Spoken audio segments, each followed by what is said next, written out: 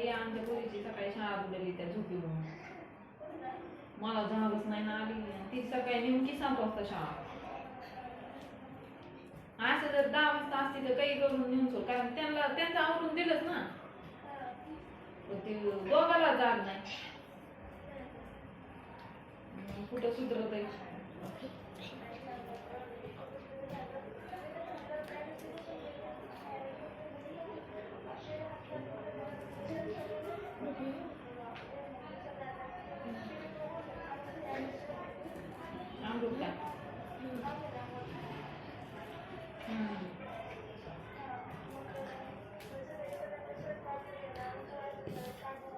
Thank you.